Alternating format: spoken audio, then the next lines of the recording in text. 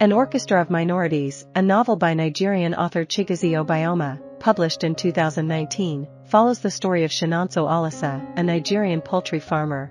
Seeking to improve his circumstances, Chinonso decides to pursue studies in Europe but faces exploitation and discrimination. The novel earned Obioma his second Booker Prize nomination, solidifying his position as one of Nigeria's prominent young writers, often hailed as the heir to Chinua Achebe by the New York Times. Narrated by the Chi, or guardian spirit, of Chinonso Solomon Olisa, the story revolves around the Chi defending Chinonso before his creator, as he may be accused of killing a woman. In 2007, Chinonso lives a lonely life in Umuahia, Nigeria, working as a poultry farmer. One day, he encounters a woman on a bridge contemplating suicide and manages to persuade her otherwise. Their paths cross again, and he learns her name is Ndali, and she is training to become a pharmacist. Chinonso and Ndali fall in love, and he proposes marriage. However, when Chinonso meets Ndali's wealthy family, her father expresses contempt towards him due to his humble background. To ease the situation, Ndali suggests that her family might approve of their marriage if Chinonso were a university graduate. Fortuitously, Chinonso runs into an old schoolmate named Jamike, who is studying at Cyprus International University. Jamike encourages Chinonso to apply to the university, potentially opening a new chapter in his life. Following Jamike's advice, Chinonso is thrilled when he secures a place at the university abroad. Although Ndali is saddened by the distance that will separate them and the inability to visit, she understands that he's doing it for their future together. She promises to wait for his return and marry him when he comes back. To cover the school fees, Chinonso sells his farm, and Jamike kindly offers to handle the payment, which Chinonso gratefully accepts. However, upon arriving at the university, Chinonso is shocked to discover that Jamike has vanished, leaving his fees unpaid. With the help of a fellow Nigerian student named Tobe, Chinonso investigates the disappearance and reports the theft to the Cyprus police. Unfortunately, Jamike remains elusive, leaving Chinonso feeling despondent.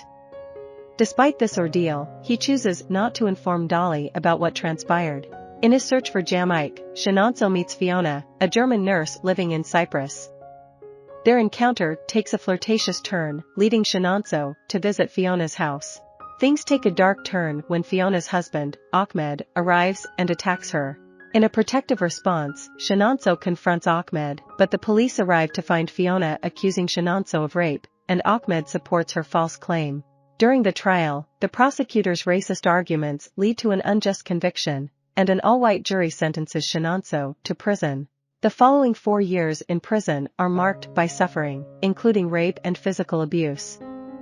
Eventually, new evidence surfaces, leading to the overturning of Chinonso's conviction. He returns to Nigeria with a determination to seek revenge. On his journey back, Chinonso unexpectedly encounters Jamike. Driven by anger and revenge, he initially plans to harm Jamike, but he is moved by Jamike's genuine remorse.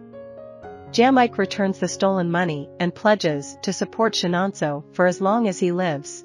Upon returning home, Chinonso is devastated to learn that Ndali has married another man and they now have a son, who he suspects is his own. Desperate to hold on to the promise Ndali made to him, he pleads with her to honor their commitment. Ndali, aware of Chinonso's conviction, has always believed in his innocence, yet she is reluctant to disrupt the life she has built for herself. The weight of this final disappointment becomes unbearable for Chinonso.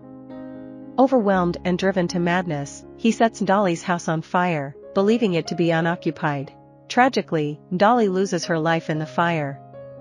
Based on the real-life experience of an acquaintance of Obioma's, who studied at Cyprus International University, an Orchestra of Minorities artfully weaves Igbo folklore with the epic structure of Homer's Odyssey to narrate a compelling tale of migration and exploitation in the contemporary world.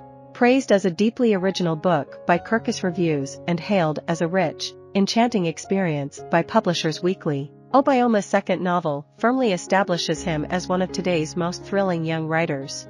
I hope you enjoyed this video. Leave a like if you did and be sure to subscribe. Thank you.